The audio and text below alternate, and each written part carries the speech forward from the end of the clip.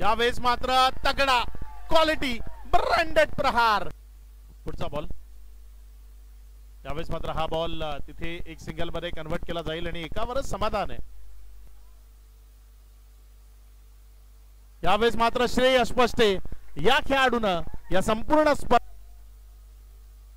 गोलंदाजीच्या ट्रॅकवरनं यावेळेस श्रेय स्पष्टे बॉलला हवा देतोय, उंच हवेतनं फेकून देतो.